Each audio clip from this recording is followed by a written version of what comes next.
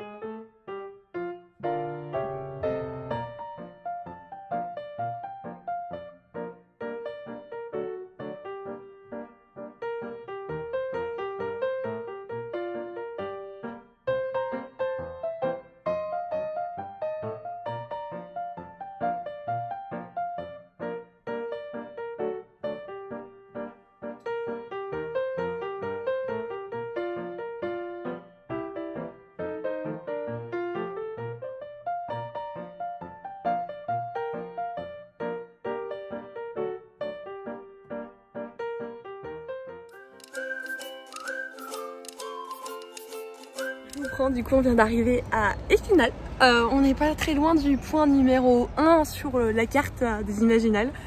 Le centre-ville d'Épinal est trop mignon. On s'est extasié dessus, donc je pouvais pas vous le filmer, je conduisais, mais c'est beaucoup trop mignon. Il y a quelques rushs d'ailleurs sur le vlog de Soli si vous voulez voir. On est en train de voir du coup pour retrouver Nina Quill, la Queen. On a trop hâte, on fangirlait rien qu'on regardait le chapiteau.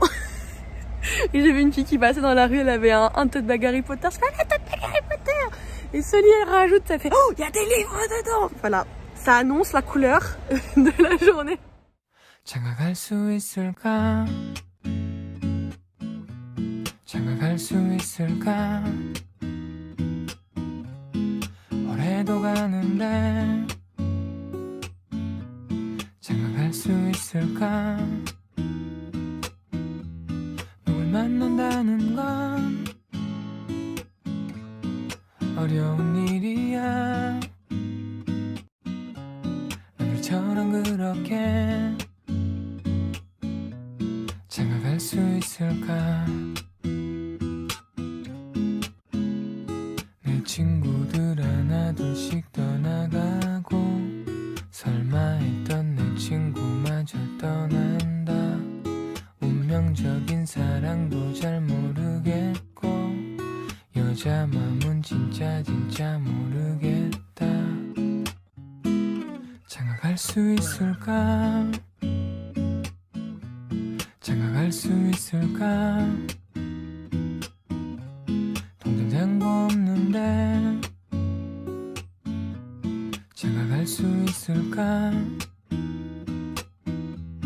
누굴 만난다는 건 어려운 일이야. 너들처럼 그렇게 장가갈 수 있을까?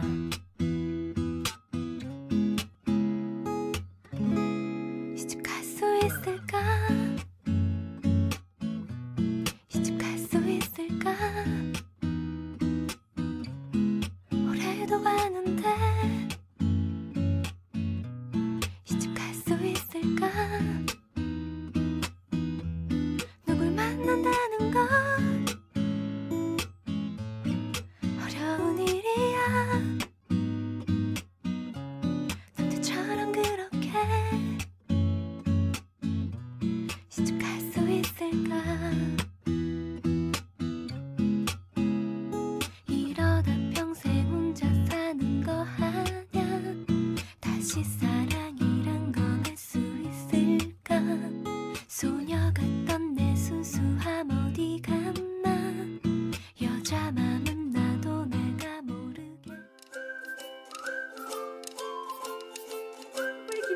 On est donc dimanche matin. Je vous ai pas forcément pris beaucoup hier, j'ai surtout fait plein de petits plans. On était en train de regarder, je vous montre l'étendue des dégâts avec ma petite Soli. Tous les achats, c'est les piles d'achats. Voilà, oui. Voilà. Ah oui, bah son kitsune, il faut qu'il vienne ici. Elle a craqué pour un petit renard kitsune. Oui, moi qui ne craque jamais pour des peluches alors que j'aime beaucoup ça. Mais là je l'ai vu, j'ai fait toi, tu viens avec moi. Il était trop mignon, en plus il est fait main. Il est d'une douceur, tiens. Je te le prête. Je cours vite. Il est hyper mignon. Voilà, il a bien les 9 queues. Oui. C'est trop chou. Elle a pris la carte de la petite dame parce qu'en fait c'est fait à la main. Donc ce que je fais, c'est que je vous la mentionnerai, comme ça vous pourrez voir en story n'importe quoi à l'écran, et en barre d'infos je vous mettrai directement le lien de son Instagram pour que vous puissiez voir un petit peu ce qu'il en est. Comment tout simplement. Elle s'appelle Magali, je sais pas quoi. Oshimagu. Oshimagu. Tiens. J'ai la petite carte, comme ça le montage de Kimi, elle peut vous mettre le lien. Voilà. Super, merci mademoiselle. Je t'en prie. Je te rends. Donc du coup hier soir je vous ai fait quelques plans, mais on a été à la soirée organisée par Victor Dixon et Emmanuel IG.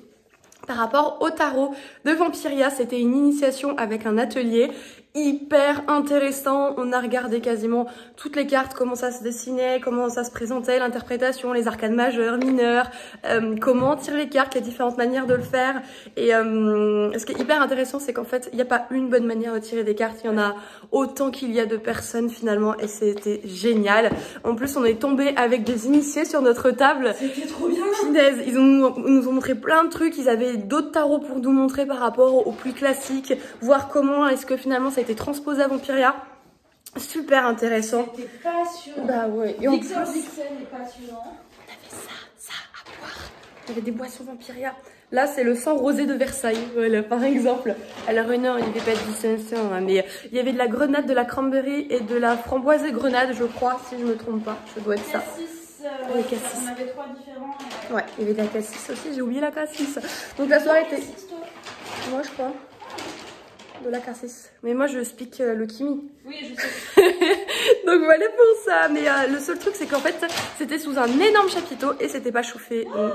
On s'est pelé les miches, les gars. Mais... Elle était au bout de sa vie. Elle est où? Elle est là. Elle cactait. Et je suis pas frileuse en plus de base, quoi. Ouais.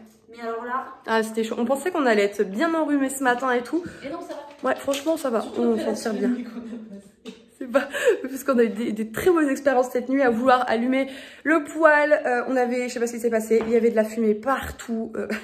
On est obligé de tout réouvrir, tout éteindre. Soli, elle s'est réveillée parce qu'elle avait encore l'odeur. Donc du coup... 6h30, j'étais réveillée. Du coup, à 6h30, j'étais en train de tout aérer parce que c'est pas possible. Et en fait, c'est juste nos cheveux et nos fringues qui puent la fumée, quoi. Ça sent encore un peu la fumée, donc on va nettoyer tout ça en rentrant. Je vous montrerai le bulletin, hein, pas le bulletin, on va arrêter. Exactement des achats en rentrant, mais cette journée était... Il y a des bookmarks, on a trouvé des bookmarks, c'était trop bien. Elle était trop chouette. Mais ouais, en plus, c'est vrai, c'est totalement vrai. Mais c'était une journée incroyable. Enfin, on a rencontré des Kimichou. Enfin, moi, c'est des Kimichou du coup, mais. Des abonnés. Oui, des abonnés, des personnes de notre communauté.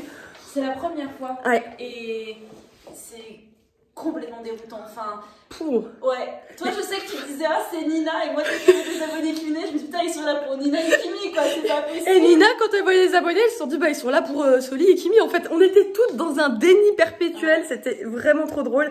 Il y a eu des personnes hyper gentilles, des personnes hyper touchantes. J'en ai une en tête qu'on a vue, notamment quand on attendait pour Jean-Jacques Eldera. C'était beaucoup trop d'émotions. Du coup, si jamais vous passez par là et que vous nous avez vus et que on a pris une photo, s'il vous plaît, est-ce que vous pouvez nous l'envoyer? C'est des souvenirs qu'on souhaiterait garder aussi de cette journée. Donc autant ma petite Soli que moi, et je m'avance un peu, mais Nina aussi, je pense sincèrement. On a même rencontré du coup Mélanie de Strawberry Books. Je vous mettrai son lien en barre d'informations. Elle a un Instagram et une chaîne YouTube. Je la suis depuis quelques temps. Je papote de temps en temps avec elle et c'est une crème. Elle est adorable, hyper douce, hyper naturelle. C'était vraiment la journée. C'est un bonbon, cette nana. Exactement. Elle est incroyable. Donc que des rencontres magnifiques. Donc c'est le hyper positif de ce week-end, entre autres. Sérotonine, hein, les gars. Ouais, dose de sérotonine. À la sérotonine ça, ou des petites nouvelles qui peuvent faire du bien aussi, plutôt personnelles. Donc vraiment un très bon week-end. Je vous montrerai tout ce que j'ai acheté du coup en rentrant tout à l'heure. Et vous verrez, moi non plus je vais pas regarder, mais vous verrez tout ce que a acheté ma petite Soli sur son vlog. Yes. Et dernier aparté, j'ai vu Ophélie du chemin. Voilà, c'est bon, je peux rentrer tranquille des Imaginales.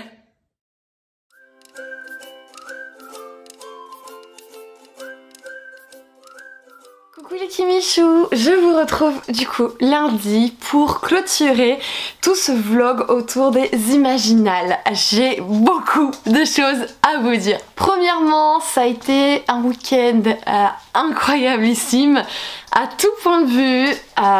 J'ai rencontré des personnes formidables, des auteurs, d'autres créateurs de contenu. Je pense évidemment à ma petite Océane de Nina Quill, à Mélanie de Strawberry Books également. Vous aurez leur chaîne en barre d'informations, celle de ma petite Soli aussi, même si elle y est toujours, mais n'hésitez pas à checker leur chaîne. Enfin, c'est tellement fou. C'est la première fois que je fais un salon littéraire en fait en tant que Kimi Collection et, et me dire qu'il y a des personnes qui sont venues nous voir et qui nous ont dit ah mais je suis ta chaîne, je suis votre chaîne, etc. Ça me fait trop plaisir de te voir. Et moi je suis là genre en mode mais pourquoi, mais quoi, mais qu'est-ce qui se passe? C'était un sentiment indescriptible mais extrêmement positif et j'étais pas gênée pour un sou. Pour autant j'aimais beaucoup dialoguer avec vous quand vous m'avez croisé. Je voulais toujours savoir comment vous appelez, si jamais vous avez un pseudo parce qu'on avait déjà discuté ensemble pour que je cible un petit peu, si vous aviez fait des emplettes déjà, qu'est-ce que vous aviez prévu, enfin... J'ai adoré discuter et échanger avec les personnes qui sont venues nous voir. C'était... Waouh. C'est très dur de trouver des mots pour exprimer ça. Enfin, j'ai eu une dose de sérotonine ce week-end, mais gonflée à bloc. Waouh, j'étais tellement gonflée à bloc que quand je suis rentrée, j'étais lessivée, mais vraiment lessivée. J'ai encore beaucoup de mal à me défaire de cette banane quand je vous parle de ce week-end parce qu'il était génial en quasiment tout point de vue. Quand je dis quasiment, c'est par exemple un bon petit coup de froid le soir à la soirée de Victor Dixon, des choses comme ça, mais ça s'est hyper bien passé. Donc ce qu'il y a eu exactement pour vous refaire un petit peu la temporalogie, non c'est pas français ça. Je suis toute excitée encore à l'idée d'en parler, donc je speak le Kimi, voilà, mais pour vous refaire un petit peu chronologiquement les choses, vendredi soir on est arrivé au Airbnb avec ma petite Soli, une dame absolument adorable, mais adorable. On avait du petit déjeuner maison pour le lendemain et tout, enfin elle avait fait chauffer le poêle, il faisait tellement bon dedans quand on est rentré. Ah c'était vraiment comme on imagine quand chez les grands-parents, ce côté doudou, cosy, c'était hyper agréable. Le lendemain on s'est levé, un petit peu préparé, tout ça, direction les Imaginales. Et avant d'être même aux Imaginales, on a retrouvé du coup ma petite Nina. Et je tiens à dire que je suis tellement fière d'elle. Elle a tenu toute cette journée avec nous.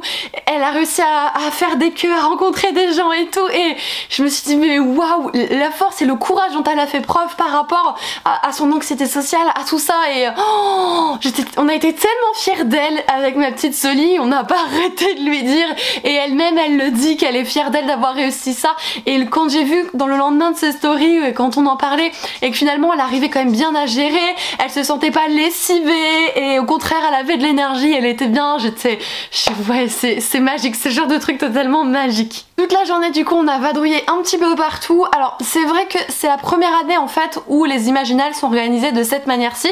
Habituellement ça c'est apparemment, moi je suis pas allée hein, mais c'était sur une longue promenade, en fait il y avait tous les stands et là c'était dispatché à différentes places en termes de centre-ville d'Épinal, donc touristiquement parlant c'est assez sympa, on découvre pas mal de choses, ça c'était vraiment un gros point positif.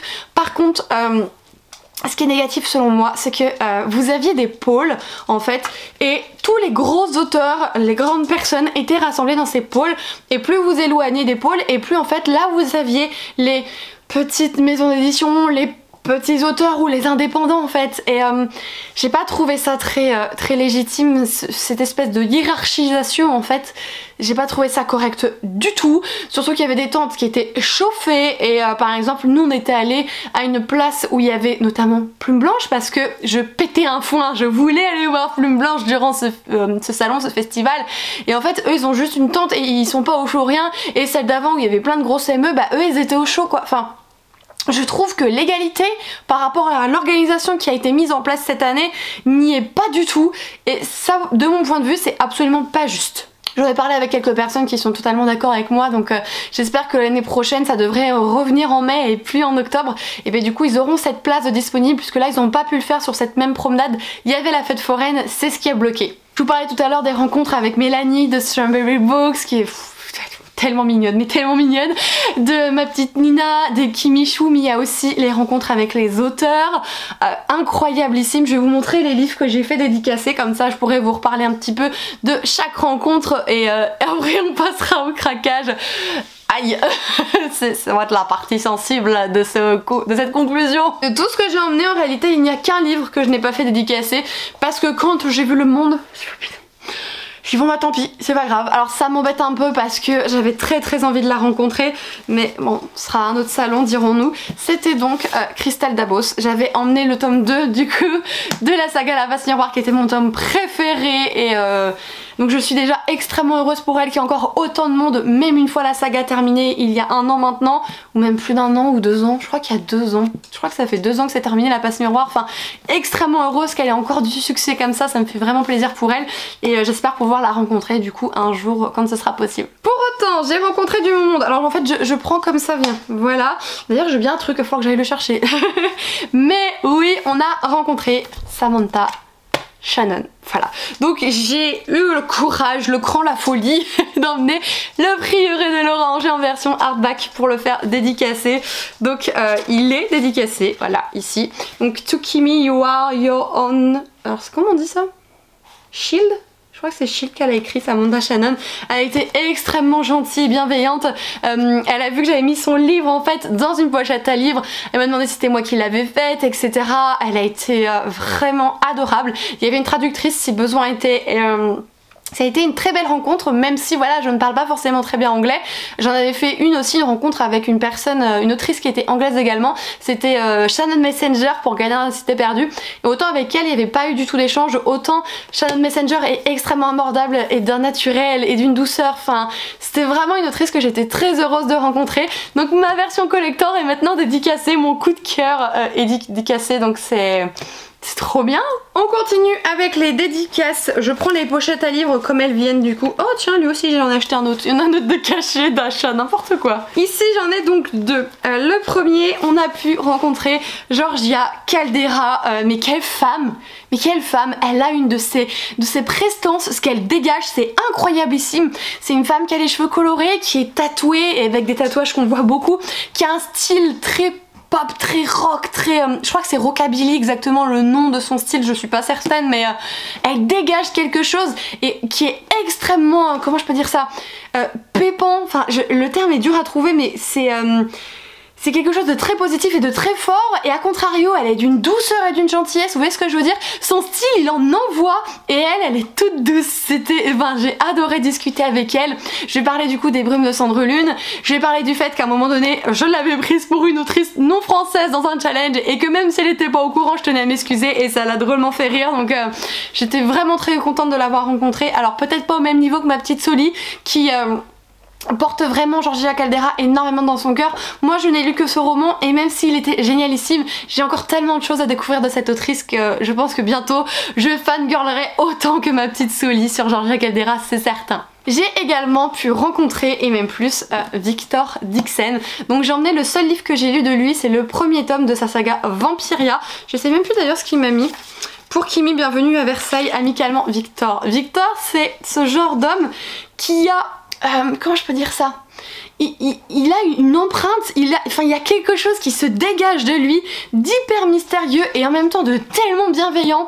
J'ai adoré ma rencontre avec Victor, il a été très gentil, on a parlé de son roman, d'autres choses, et il a été accompagné notamment de Emmanuel Iger. De toute façon, même si je vous montre pas là, c'est pas bien grave, mais...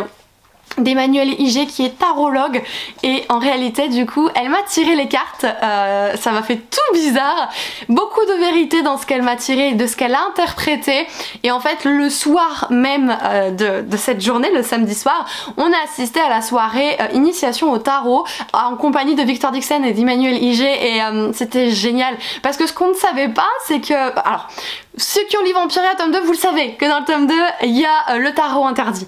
Mais ce que vous ne savez peut-être pas, c'est qu'en fait, Victor Dixon utilise le tarot depuis des années pour lui et pour les autres. Et il l'utilise aussi beaucoup pour lui-même en fait quand il est bloqué dans ses romans. C'est quelque chose qui le permet justement de débloquer et d'avancer.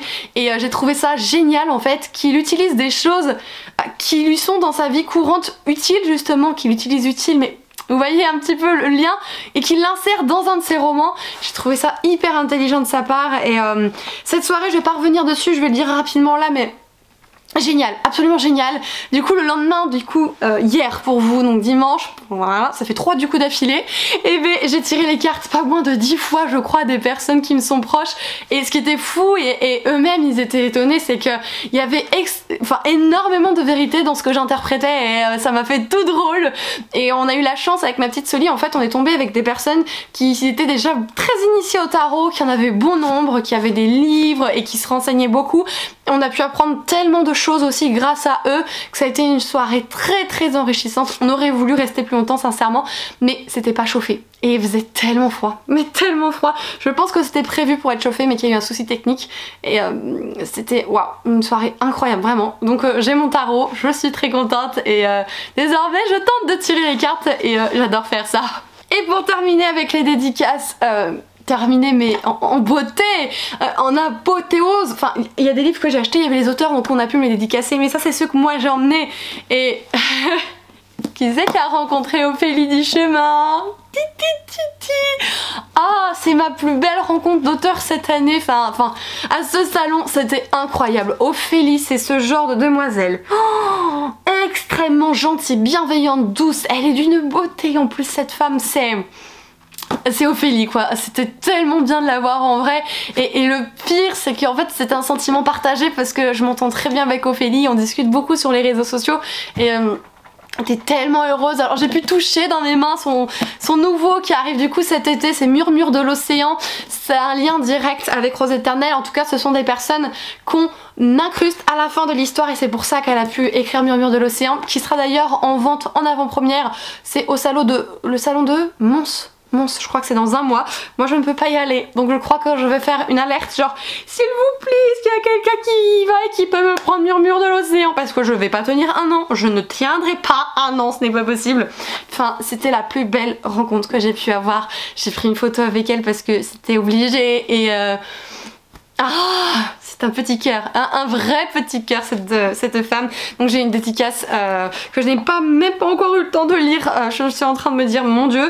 Et en plus de ça elle nous a fait un dessin si vous voulez sur la tranche, ce sont des roses pour rappeler du coup la Belle et la Bête mais c'est ma petite Ophélie, c'est ma petite Ophélie, voilà. C'est pas vrai.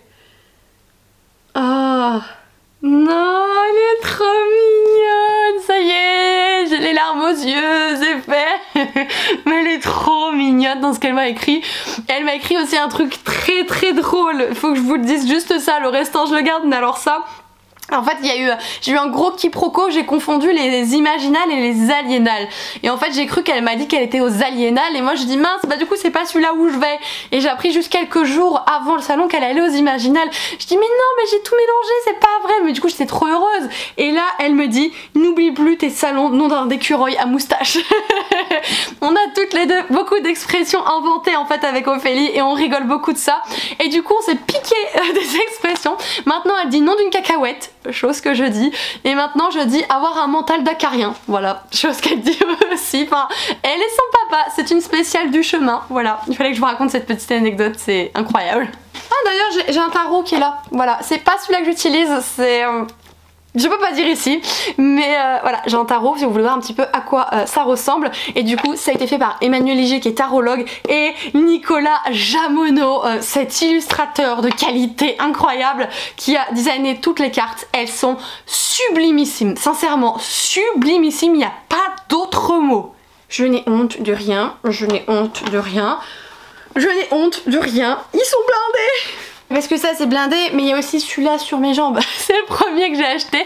Et d'ailleurs ma petite Nina a acheté le même et la suite du coup qui est hiver. Donc c'est automne, une saison chez les sorcières de Anaïs Goldenberg aux éditions Le Lumignon. Le Lumignon, c'est absolument adorable ce qu'ils font. C'est beaucoup avec des illustrations de sorcières. J'ai l'almanach de la forêt notamment de cette édition que j'ai pas encore lu. J'aurais dû d'ailleurs le mettre dans le Pumpkin Autumn Challenge. Oh, je vais sûrement me le faire cet automne quand même. Et donc là finalement c'est un peu comme Hotel Heartwood, sauf que ce sont avec des sorcières qu'on suit au fil des saisons. Et du coup bon bah j'ai craqué. Alors ça a quand même un coût, ça vaut 15 € et vous voyez c'est vraiment pas très gros.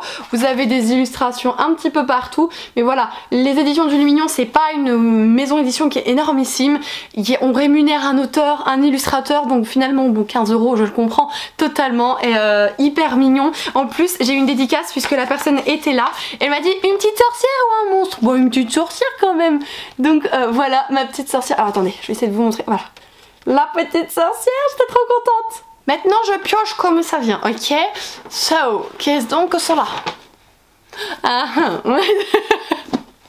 Je suis désolée pour ce petit bruit, j'ai l'impression que je redécouvre tous mes sachets, je m'extasie, je les rachète une deuxième fois mais ah que c'est bon. J'ai craqué pour pas mal de plumes blanches, genre pour tout ça de plumes blanches, hein, vous allez le voir.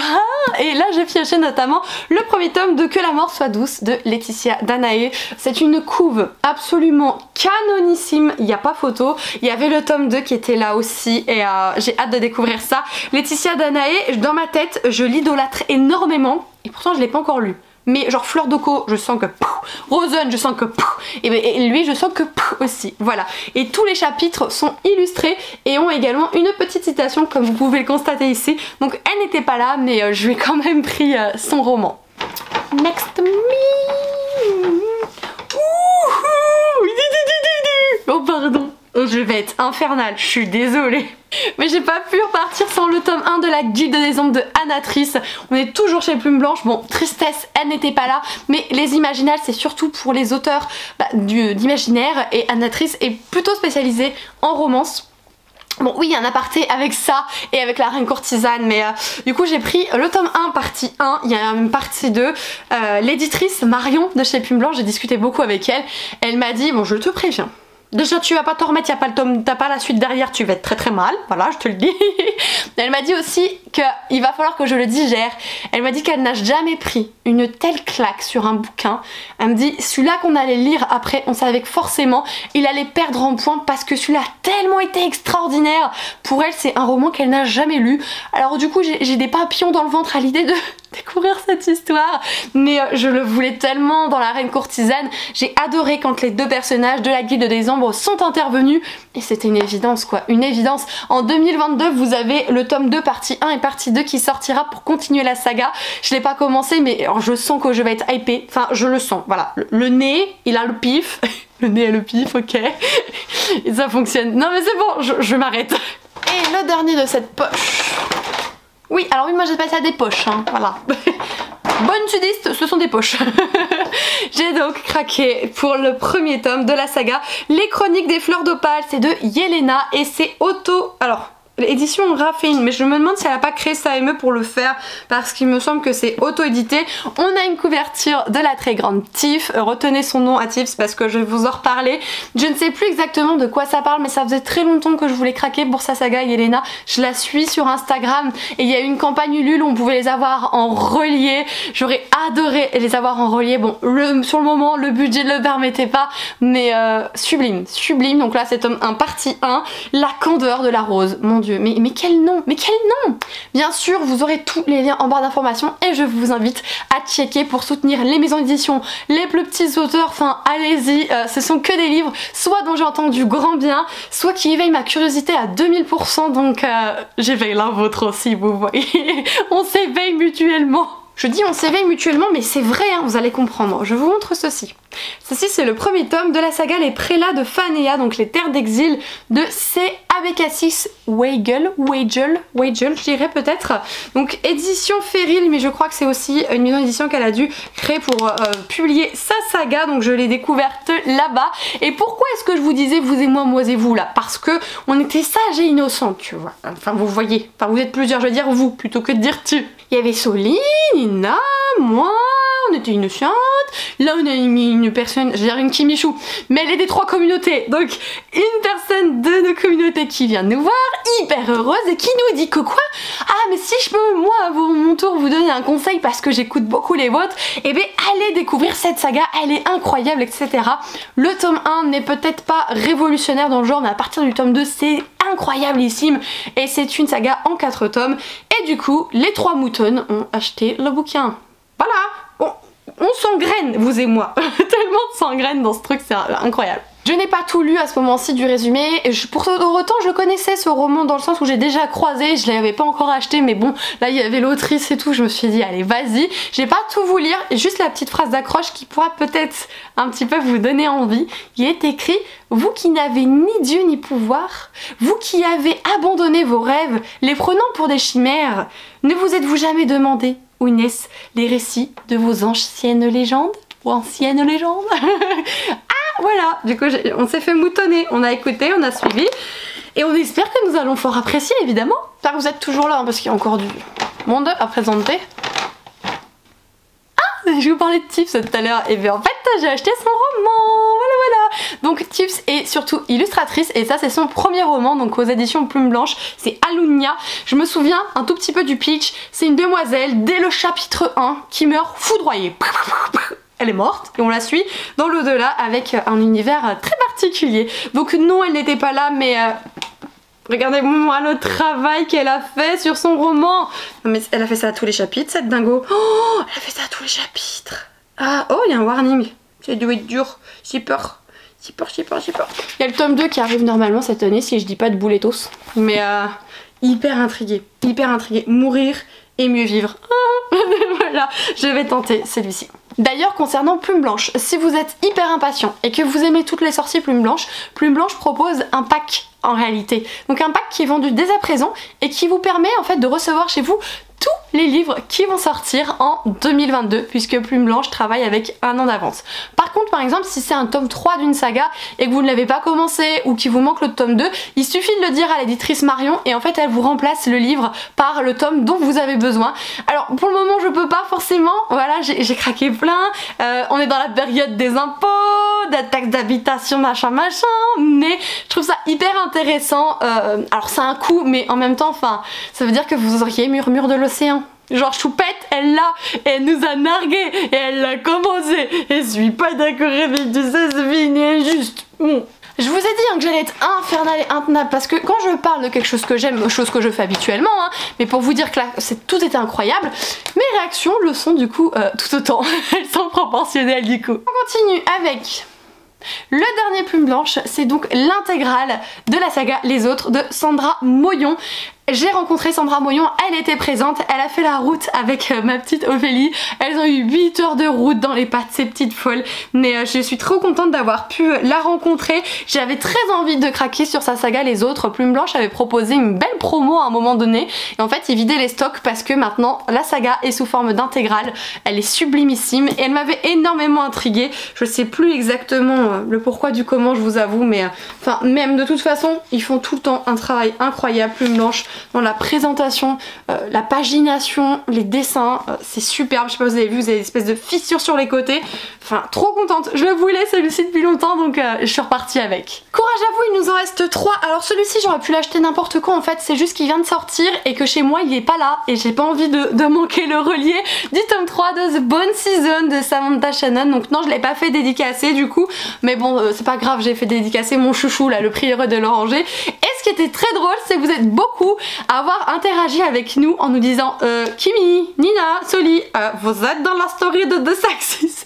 On faisait la queue en fait pour notamment signer ce bébé. Il y avait Mélanie aussi avec moi, elle était juste à côté de moi, vous ne l'avez peut-être pas vu sur la photo et on était trop hypés. Alors du coup vous aviez en même temps Soli et Nina qui étaient hypés par un autre auteur juste à côté et on avait Mélanie et moi de l'autre, on était là genre en mode mais comment je vais lui parler, mais elle va rien comprendre, mais qu'est-ce que je vais lui dire.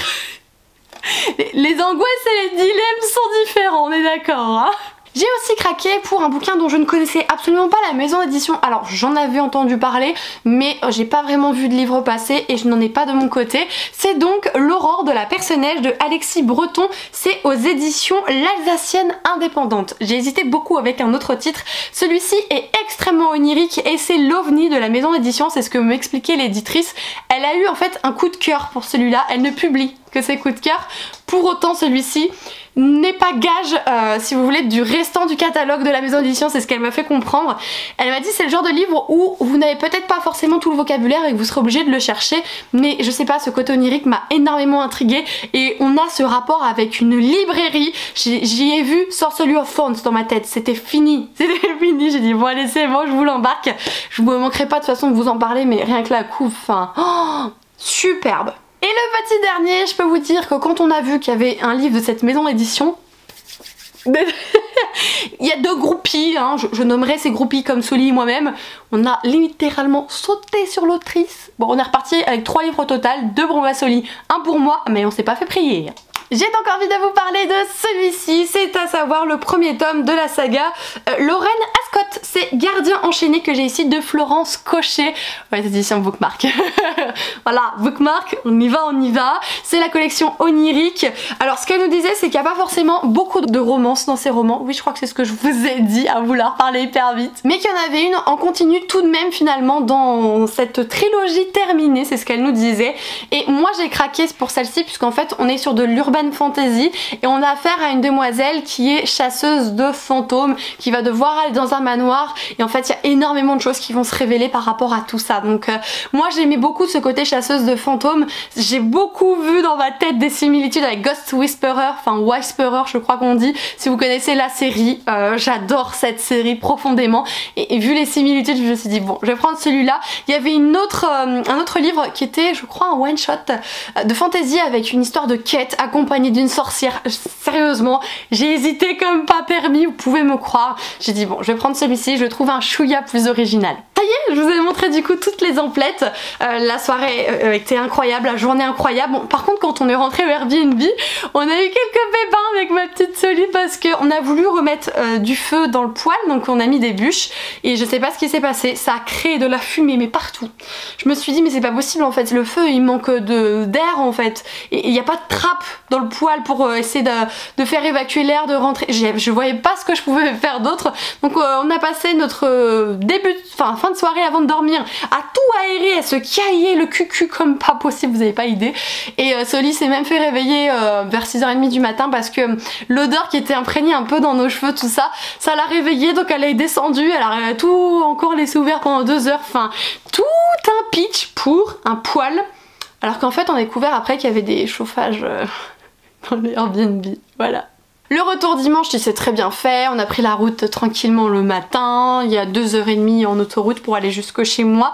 Du coup ma petite Soli a mis 40 minutes après une fois arrivée à la maison et j'ai reçu du monde et du coup j'étais épuisée, que j'ai fait ma carpette après qu'ils soient partis. Donc c'est pour ça que je n'ai conclu cette vidéo qu'aujourd'hui. Pour autant j'espère que vous aurez apprécié la regarder, moi je sais que ça va me faire des souvenirs intarissables. Vraiment tellement contente d'avoir pu filmer parce que je sais que des fois ça peut être chiant quand on est avec quelqu'un qui filme et qu'on ne filme pas nous-mêmes, c'est vrai, mais à côté de ça ces vidéos souvenirs, enfin moi mes vidéos de vacances par exemple, alors pas cette année mais celle de l'année dernière, des choses comme ça, c'est des souvenirs qui sont tellement bien que je suis heureuse de le faire, c'est certain. Je vais donc vous laisser ici puisque je commence à avoir en plus horriblement mal à la gorge.